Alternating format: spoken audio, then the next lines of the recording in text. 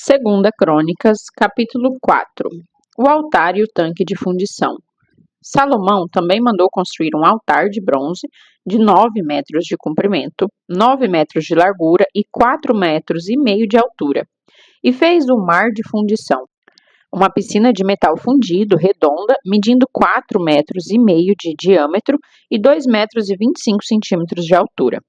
Foi necessário usar um fio de 13,5 metros para medir a sua circunferência. Ao redor da borda de fora desse tanque de material, que media 13,5 metros, havia 2 carreiras de figuras de touros de bronze, que tinham sido fundidas todas em uma só peça junto ao tanque. O mar de fundição se apoiava sobre as costas das 12 obras de arte em forma de touros de bronze que olhavam para fora, 3 voltados para o norte, 3 para o oeste, 3 para o sul e 3 para o leste. O tanque estava fixado sobre os touros, cujas pernas traseiras estavam todas voltadas para dentro. A espessura do mar de fundição era de 4 dedos e sua borda era como a borda de um cálice, como uma flor de lírio. Sua capacidade era de 60 mil litros. Fez também 10 pias e colocou 5 à direita e 5 à esquerda, para lavar tudo o que pertencia ao sacrifício. Porém, o tanque era usado para os sacerdotes se banharem. Produziu 10 candelabros de ouro, seguindo o que havia sido orientado a respeito deles, e os depositou no templo, 5 à direita e 5 à esquerda. Também construiu 10 mesas e as colocou no templo, 5 à direita no lado sul e 5 à esquerda no lado norte. E fez ainda 100 bacias de ouro para aspersão. Edificou ainda o pátio dos sacerdotes e o pátio grande e as respectivas portas revestidas de bronze. E pôs o tanque no lado sul, à direita, no canto sudeste do templo. Finalmente, Hurão-Abi fabricou os jarros, as pás e as bacias para aspersão, e assim completou toda a obra que fora colocada em suas mãos pelo rei Salomão para a casa de Deus. As 2 colunas, os 2 capitéis em forma de taça no alto das colunas, os 2 conjuntos de correntes que adornavam os 2 capitéis, as 400 figuras de romãs para os 2 conjuntos de correntes, sendo 2 fileiras de romãs para cada conjunto, os 10 carrinhos com suas 10 pias, o mar, como era chamado tanque-piscina, e as 12 esculturas de touros que o sustentavam em seus lombos. Os jarros, as pás, os garfos de carne e todos os utensílios afins. Todos esses objetos fabricados por Hurão-Abi para o templo do Senhor, sob as ordens do rei Salomão, eram de bronze polido. Foi na planície do Jordão, entre Sucote e Zeredá, que o rei os mandou fundir em moldes de barro.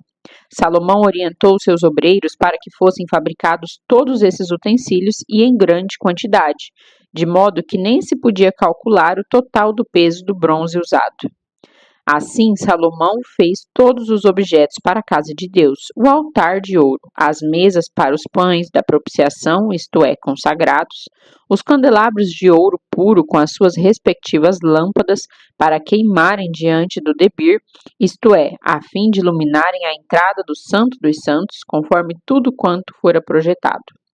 As flores, as lâmpadas e as tenazes de ouro puríssimo, como também os cortadores de pavio, as bacias para aspersão, as colheres e os incensários de ouro puro. No caso da entrada do templo, tanto as portas internas do debir, o Santo dos Santos, como as portas do recal, átrio principal, o salão maior do templo, eram de ouro. Segunda Crônicas, capítulo 5. As ofertas de Davi no templo. Deste modo se concluiu toda a obra que Salomão fez para a casa de Yahvé, o templo do Senhor. E Salomão mandou trazer tudo quanto seu pai Davi havia consagrado, isto é, todos os objetos de ouro, prata e todos os utensílios sagrados, e depositou-os no tesouro do templo de Deus. A arca é levada para o templo. Então Salomão congregou os anciãos, as autoridades de Israel, e todos os líderes das tribos e os príncipes das famílias dos filhos de Israel, para fazer subir da cidade de Davi, que é Sião, a arca da aliança de Yahvé. E todos os homens de Israel juntaram-se em comunhão ao rei por ocasião da festa no 7º mês. Depois que todas as autoridades de Israel chegaram, os levitas transportaram a arca e a conduziram juntamente com toda a tenda do encontro e os seus utensílios sagrados. Foram os sacerdotes levitas que levaram tudo. O rei Salomão e toda a comunidade de Israel que se havia congregado a ele perante a arca sacrificaram tantas ovelhas e bois que nem era possível contar. Assim, os sacerdotes trouxeram a arca da aliança de Yahvé para o seu lugar, ao Debir, o santuário interior do templo, a saber, ao Santo dos Santos, o lugar santíssimo, debaixo das asas dos querubins. Os querubins estendiam as asas sobre o lugar da arca, cobrindo a arca e as varas utilizadas para o transporte. Essas varas eram tão longas que as pontas se estendiam para fora da arca e podiam ser vistas da parte da frente do santuário interno, mas não de fora dele, e elas permanecem lá até nossos dias. No interior da arca havia exclusivamente as 2 tábuas que Moisés tinha depositado quando estava em Horebe, onde Yahvé firmou uma aliança com os israelitas depois que abandonaram o Egito. Deus toma posse do templo. Ora, quando os sacerdotes saíram do lugar santo, e de fato todos haviam se consagrado, não importando a divisão ou a classe de seus grupos, os levitas, músicos e cantores, todos eles, isto é, Asaf, Emã, Jedutum e os filhos e parentes deles, vestidos de linho fino, com símbolos, com alaúdes e com harpas, também estavam em pé ao lado oriental do altar, e juntamente com eles 120 sacerdotes que tocavam as trombetas. Os que entoavam as trombetas e os cantores louvaram e agradeceram a Yahvé a uma só voz. Ao som de cornetas, símbolos e outros instrumentos, ergueram suas vozes em uníssono ao Senhor e cantaram, porque Ele é bom, o seu amor dura para sempre. Em seguida, toda a casa se encheu da nuvem de glória de Yahvé, de tal maneira que os sacerdotes não conseguiam permanecer em pé para dar sequência ao serviço religioso, porquanto a glória do Senhor tomou todo o templo de Deus. 2 Crônicas, capítulo 6. O rei louva a Deus e abençoa o povo. Então Salomão tomou a palavra e exclamou, e Yahvé advertiu que habitaria uma nuvem obscura. Eu, de fato, construí um templo para a tua morada, um lugar de honra para a tua eterna habitação. Em seguida o rei virou-se e abençoou toda a congregação de Israel, que ali estava reunida, e se colocou em pé. E Salomão bradou, Bendito seja Yahvé, o Senhor, Deus de Israel, que cumpriu pelas suas poderosas mãos tudo quanto prometera com a sua própria boca a meu pai Davi, quando lhe afirmou, Desde o dia em que tirei o meu povo da terra do Egito, não escolhi cidade alguma de todas as tribos de Israel para nela edificar um templo para o meu nome.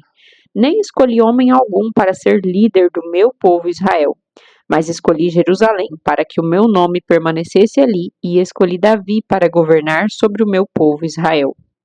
Meu pai Davi tinha no coração e na alma o objetivo de construir um templo em homenagem a Yahvé, o nome do Senhor, o Deus de Israel.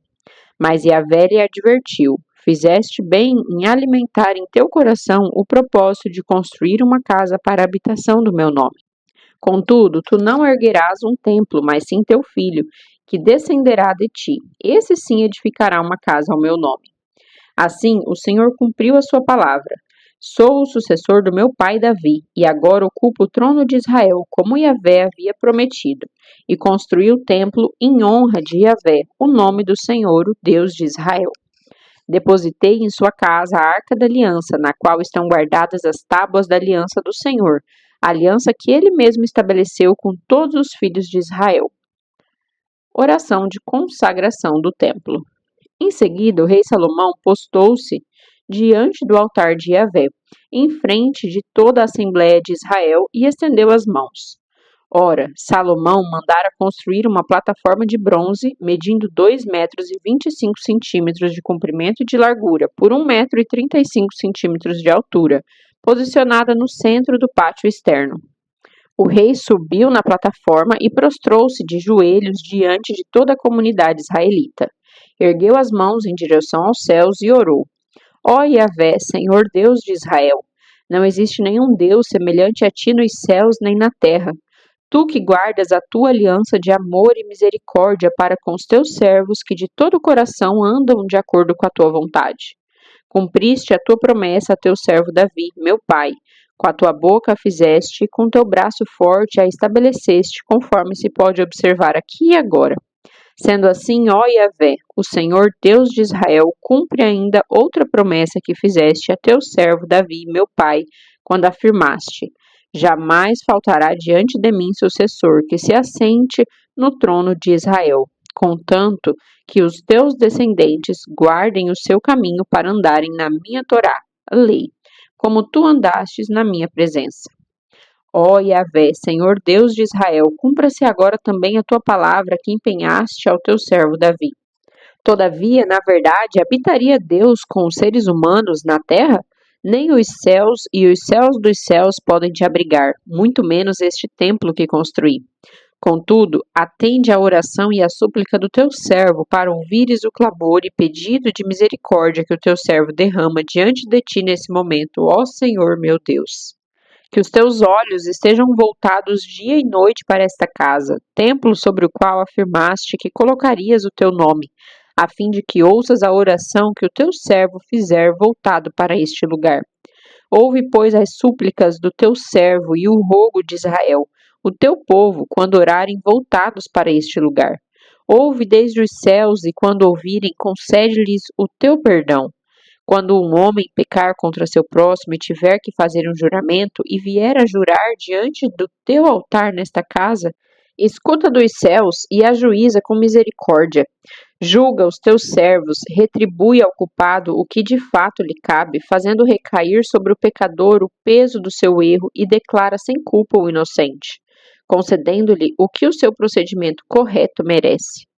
Quando Israel, o teu povo, for derrotado por um inimigo por ter pecado contra ti, e voltar-se para ti e invocar o teu nome, orando e rogando a ti nesta casa, ouve dos céus e perdoa o erro de Israel, o teu povo, e o faz retornar à terra que deste a ele e aos seus antepassados. Quando o céu se fechar e não houver chuva por terem eles pecado contra ti e eles orarem com sinceridade, voltados para este lugar, confessarem o teu nome e se afastarem da prática do pecado por teres afligido, escuta do céu, perdoa o pecado e os erros dos teus servos e de Israel, teu povo. Ensina-lhes o caminho da vida e envia chuva sobre a tua terra, que concedeste ao teu servo por herança. Se ocorrer um tempo de fome ou enfermidades sobre a terra, se houver seca, ferrugem, mofo, gafanhotos, peregrinos e gafanhotos devastadores, ou ainda quando os inimigos sitiarem suas cidades, quando em meio a qualquer praga ou epidemia, uma oração ou apelo por misericórdia for elevado a ti por um israelita ou por todo o ajuntamento de Israel, teu povo, cada um refletindo e sentindo as suas próprias aflições e responsabilidades, estendendo as mãos na direção desta tua casa, ouve dos céus o lugar da tua habitação, perdoa e trata cada pessoa de acordo com o que merece, uma vez que só tu conheces o íntimo de cada um de nós. Sim, só tu conheces o coração do ser humano. Deste modo, eles te temerão e andarão em conformidade com a tua vontade durante todo o tempo em que viverem sobre a terra que concedeste aos nossos antepassados. Mesmo o estrangeiro que não pertence ao teu povo Israel e que veio de uma terra distante por causa do teu magnífico nome, da tua mão poderosa e do teu braço forte, quando ele vier a orar voltado para esta casa, ouve dos céus, lugar da tua habitação, e atende também a súplica daquele que não é nascido judeu, a fim de que todos os povos da terra conheçam Yahvé o teu nome e te obedeçam com amor e reverência, como deve agir Israel, o teu povo, e saibam que este templo que levantei traz o teu nome. Quando o teu povo sair à guerra contra os inimigos, seja qual for o caminho pelo qual o enviares, e orarem a ti voltados para a cidade que escolhestes e para o templo que edifiquei ao teu nome, escuta, pois, dos altos céus a sua oração e o seu gorro, e defende a sua causa. Quando pecarem contra ti, porquanto não existe ser humano que não peque e cometa erros, e tu te indignares contra essa tua gente e os entregares às mãos do inimigo para os castigarem, de modo que os levem em cativeiro para alguma terra longínqua ou próxima, se caírem em si na terra estranha para onde forem conduzidos como escravos, e lá se arrependerem e se converterem, confessando, pecamos, nós desviamos, agimos com rebeldia, perversidade, praticamos o mal, e lá nas terras da sua deportação se voltarem sinceramente para ti de todo o coração e de toda a alma entre os povos do seu exílio, para onde forem mandados cativos, e orarem voltados para a sua terra que deste aos seus pais, para a cidade que escolheste, para o templo que levantei em honra a teu nome, então dos altos céus, lugar da tua plena habitação, ouve a sua petição e a sua súplica, e defende a sua causa. Perdoa o teu povo que pecou contra ti. Portanto, ó meu Deus, estejam nesse momento os teus olhos observando tudo quanto aqui se passa, e atentos os teus ouvidos às orações e súplicas declaradas a ti neste lugar. Agora, pois, levanta-te, ó Yahvé, Senhor Deus, e vem para o teu lugar de repouso, tu e a arca do teu poder, que os teus sacerdotes estejam vestidos de salvação, e os teus santos se alegrem na tua bondade, ó Yahvé, Senhor Deus. Ó Yahvé, Senhor Deus, não rejeites o teu ungido. Recorda-te das tuas misericórdias e promessas firmadas ao teu servo Davi.